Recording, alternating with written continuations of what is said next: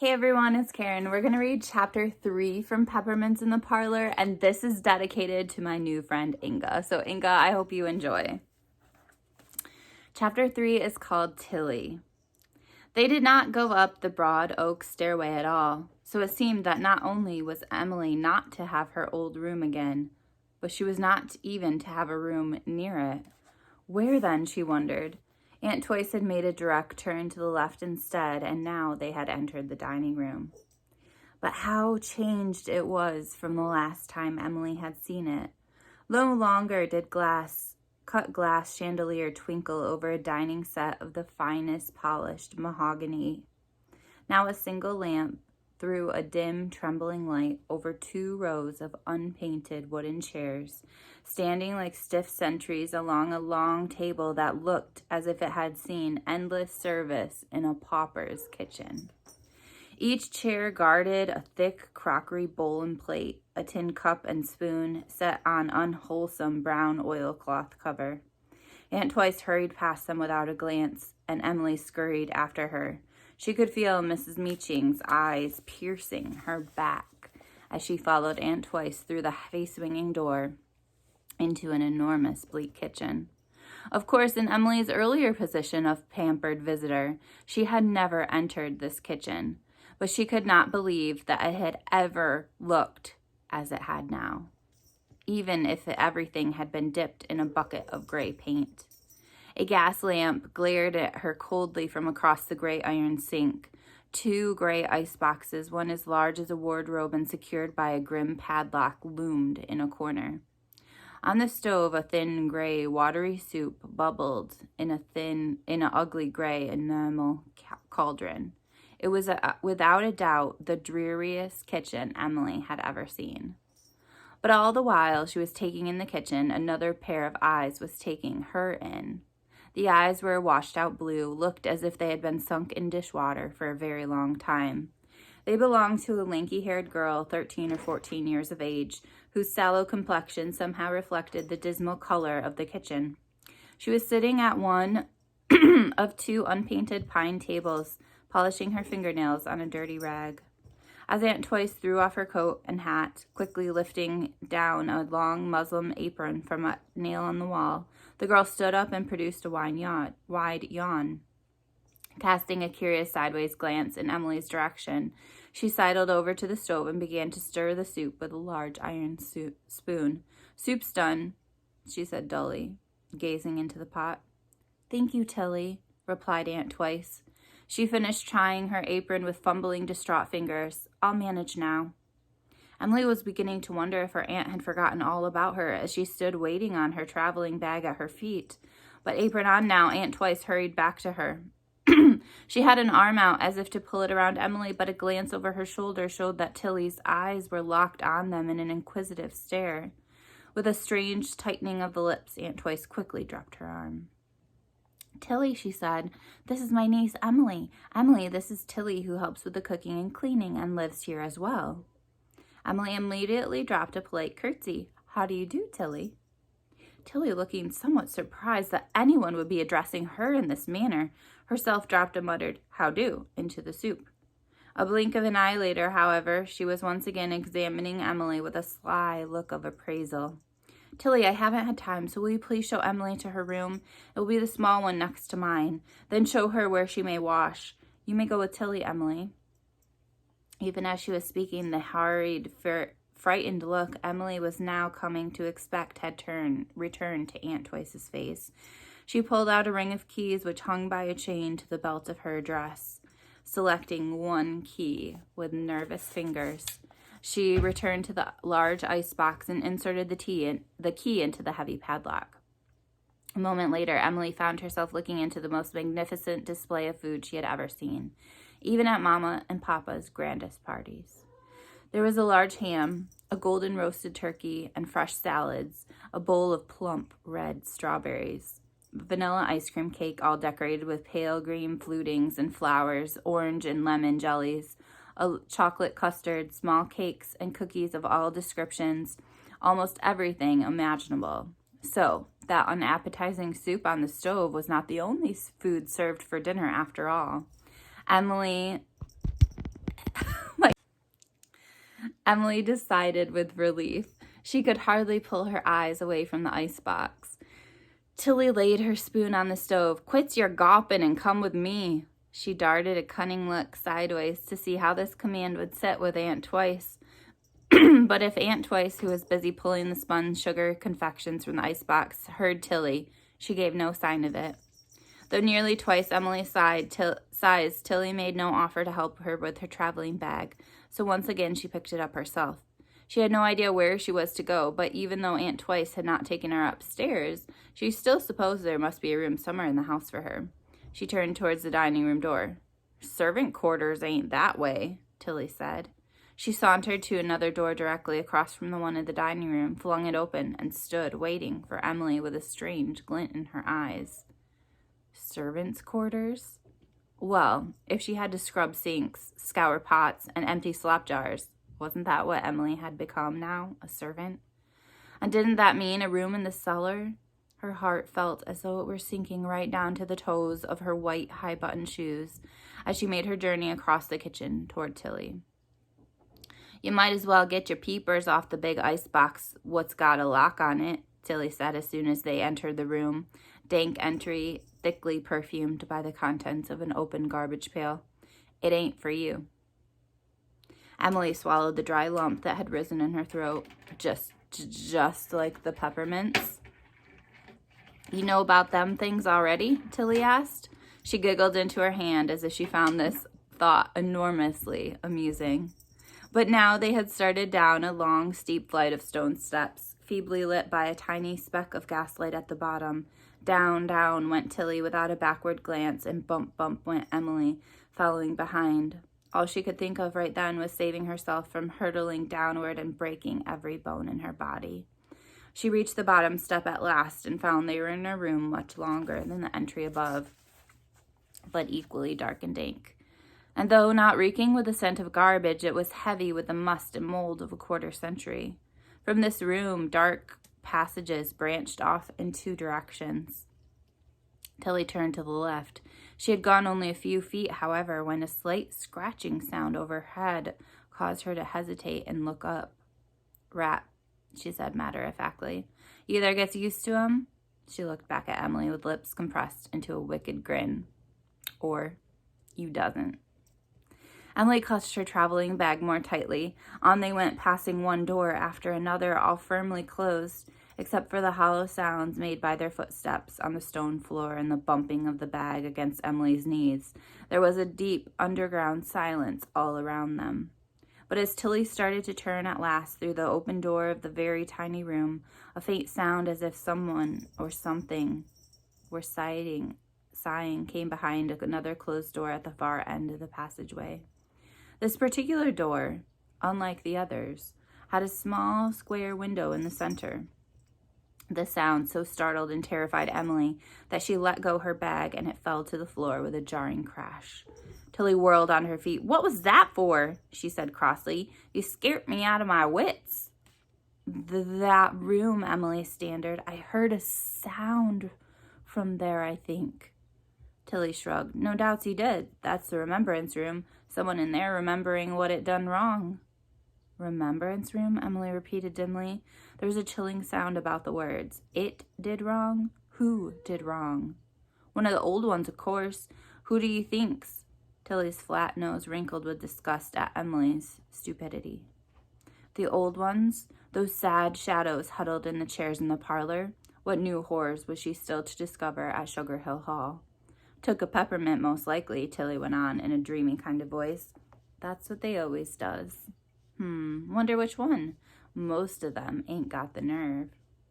"Couldn't you knock and find out?" Emily's voice was quavering. "Perhaps you could let the person out?" "And has myself tossed in?" Tilly shriveled her with a pale blue stare. "Not likely. Mrs. Meaching puts them in there. Mrs. Meaching puts them out. I ain't got the key anyway. Us'll most likely to find out at dinner who it is. Not as much I cares. Now you hurries off and drops off your gear. Us can't take all night." The gaslight Tilly lit as they entered the small room was so weak. The wonder was it gave any light at all.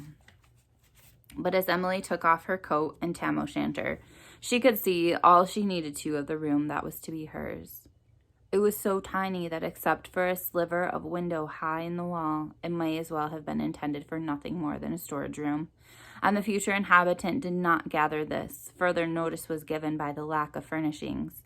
The stone floor was bare, and so were the walls, but for a row of thin nails jutted out like bones from a fish skeleton, intended for use as clothes hangers. All the room provided by way of comfort was an iron cot, a small brown chest of drawers with gaping wounds that revealed at least a dozen coats of paint below, and over this last small oval mirror as full of cracks as a dropped egg. After the one quick glance needed to explore this cubicle, Emily folded her coat and laid it neatly on the cot with her tam o' shanter.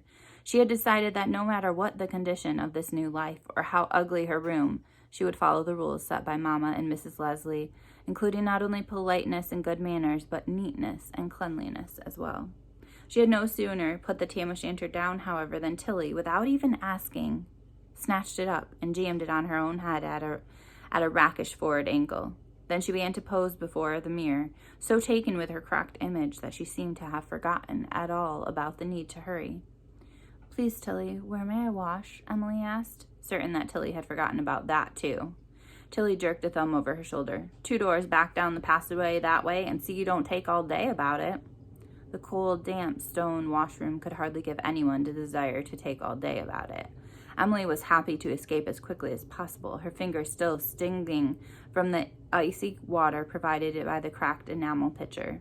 When she returned to the room, however, Tilly no longer had the hat on her head. Instead, she was holding it in one hand, with the other stroking the fur as if it were a small animal. "It's nice," she said dreamily. "Where's it come from? A rabbit?" "No," replied Emily. "What then?" An ermine," Emily said. Then she promptly wished she had thought to say weasel, which didn't sound quite so royal. Tilly's pale eyelashes flew upward. "Oh." "You may borrow it any time you like, Tilly," Emily said quickly. "Might as well," Tilly replied. "It don't look too good on you with all your hair hanging around in strings."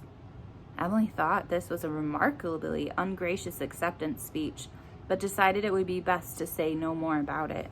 She simply remained perched on the edge of the cot until Tilly should be ready to leave.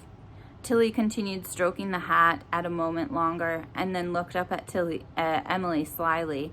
"I bet you has lots of pretty things in that bag. Aren't you going to open it now?" Emily hesitated. The key to the bag was hanging on the gold chain around her neck, along with her locket where Miss Leslie had put it, so she would be certain not to lose it. She would have loved right then to open her traveling bag and pull out her warm pink shawl. She was shivering in her silk dress, but the look on Tilly's face, together with a sudden recollection of what else lay in the suitcase, made her settle instead, telling a lie, the first she had ever told. She drew a deep breath. I haven't the key, Tilly. My aunt has it." To Emily's relief, Tilly never noticed the hesitation.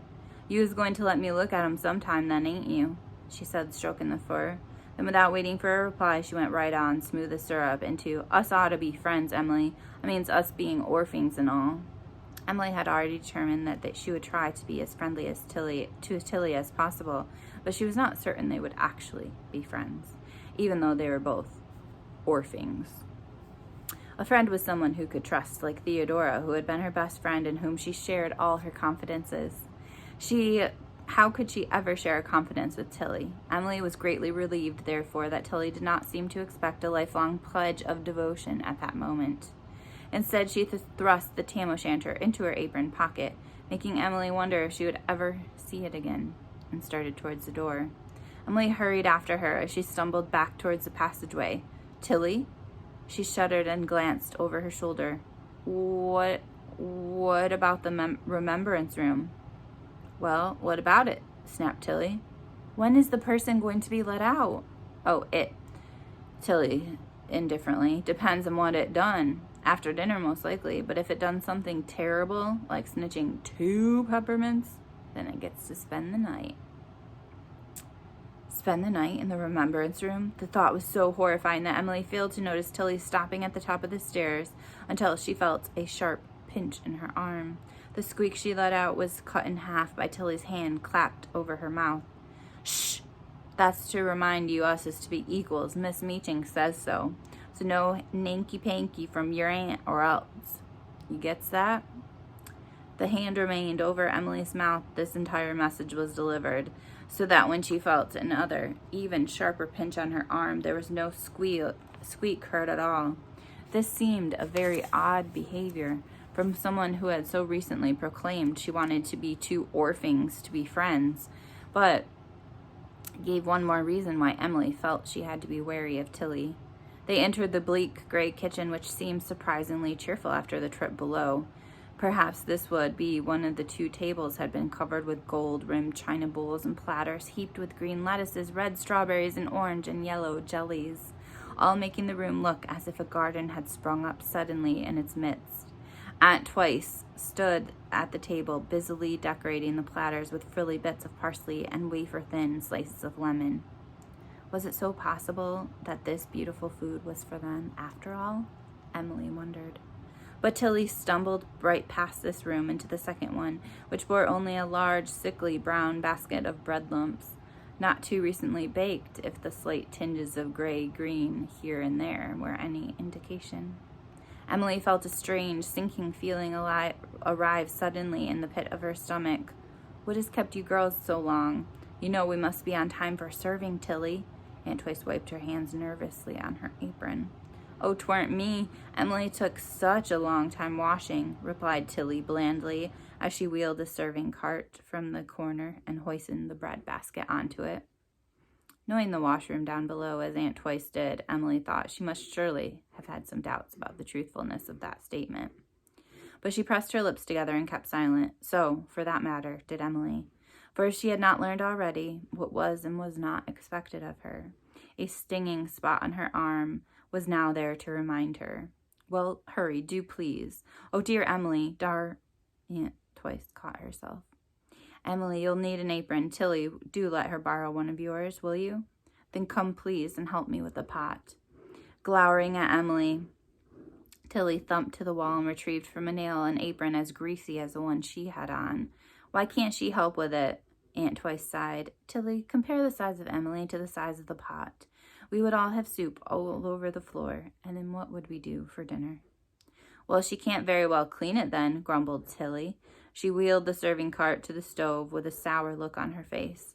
As Emily struggled to tie the too long, ugly apron, Aunt Twice and Tilly laboriously lifted from the stove to the cart both the huge gray pot and a steaming tea kettle. Next to the kettle, Aunt Twice set a small green china bowl containing a white muslin bag not much larger than a postage stamp. Attached to one corner of the bag was a short length of string. Emily wondered at the purpose of this odd little bag, but any question she might have had about it was cut off by a sharp sniff from Tilly. All right, you can comes along now. Ain't too helpless to push the cart, I trust.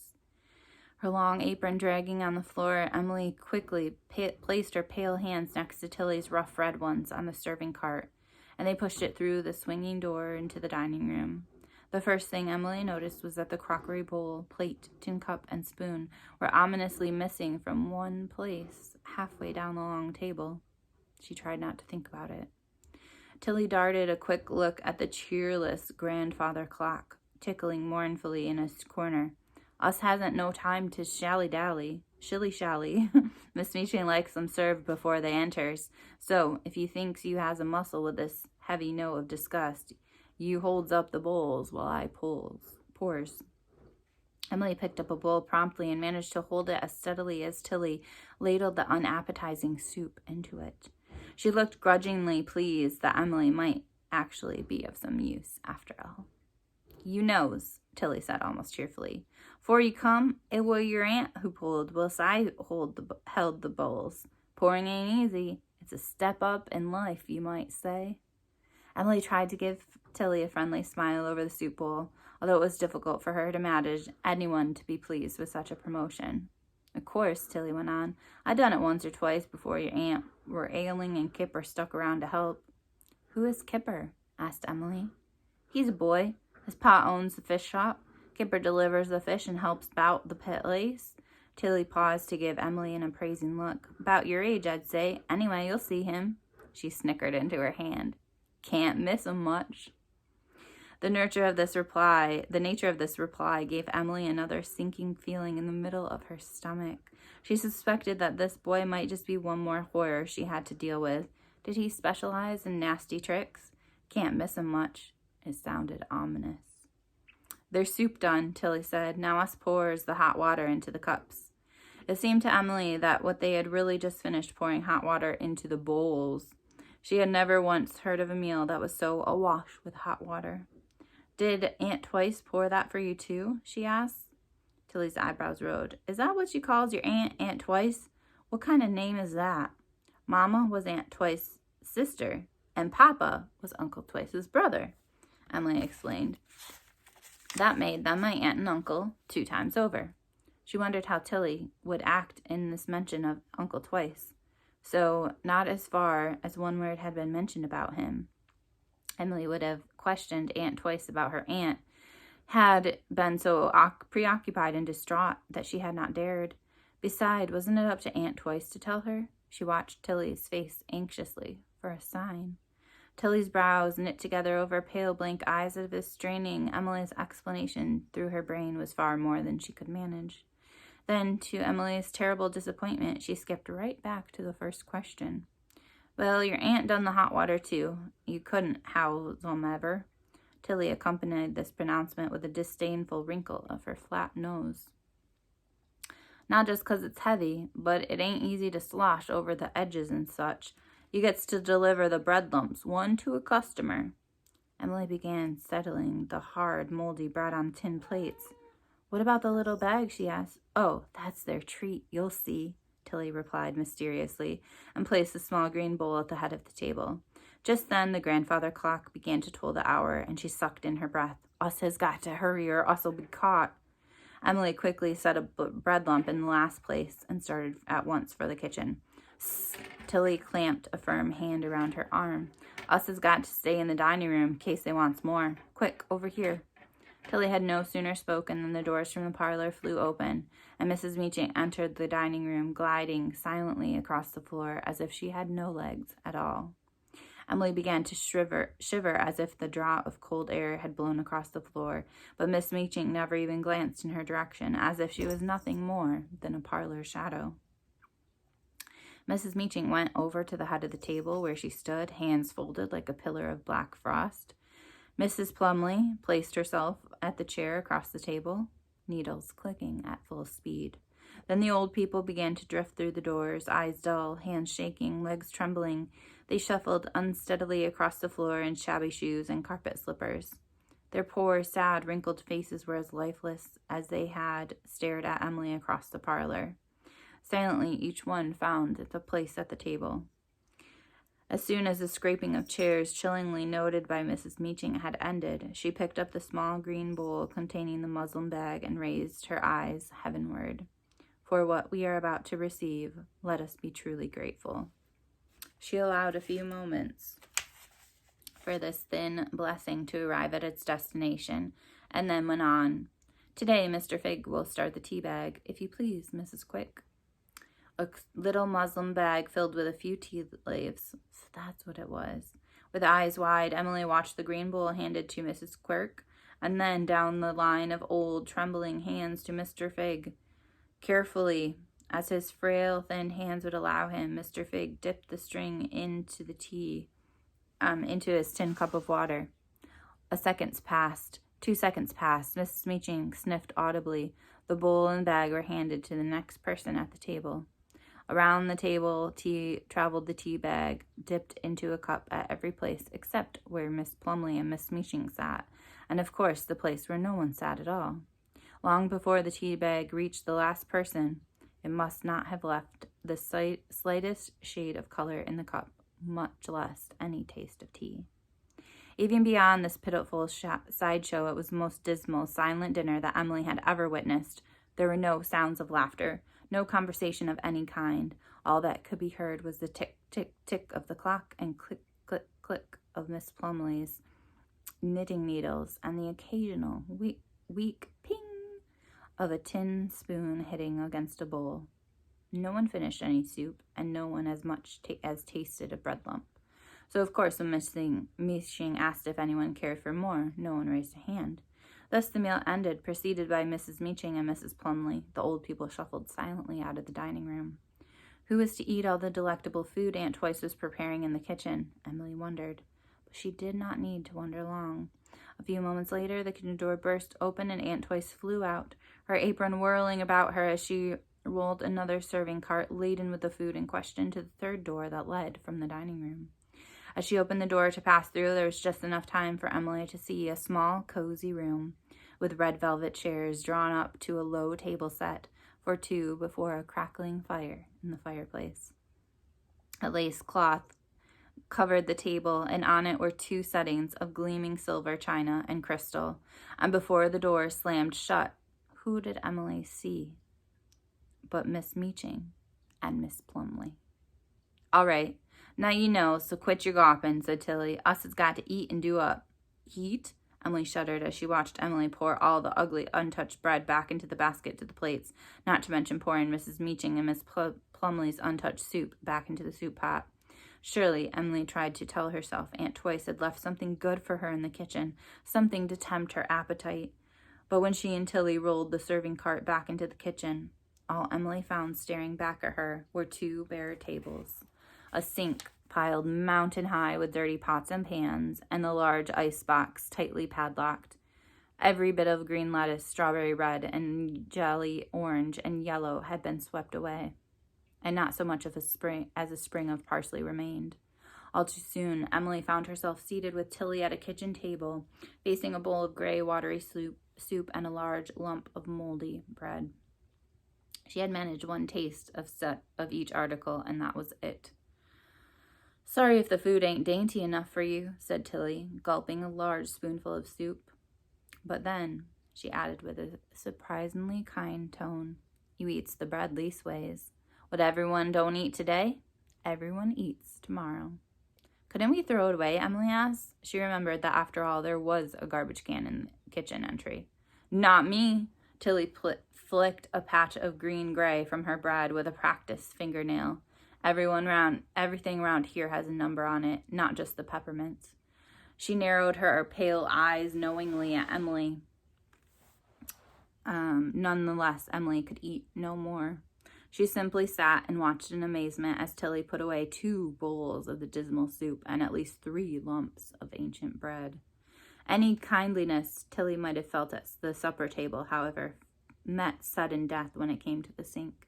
Tilly had been promised that Emily would do the soup pot, and thus Emily did the soup pot, which she had to scour and scrape from atop a wooden lettuce crate, being too small to reach the high sink, not to mention bowls and plates, tin cups and spoons, and a dozen more pots and pans, before, under Tilly's baleful eyes, she was rescued by Aunt Twice.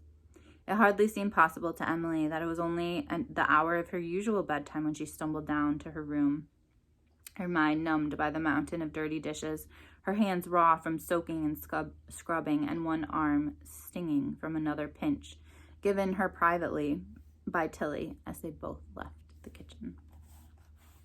So that was the end of chapter 3. I will be reading more of this book after winter break is over, so expect the rest coming soon.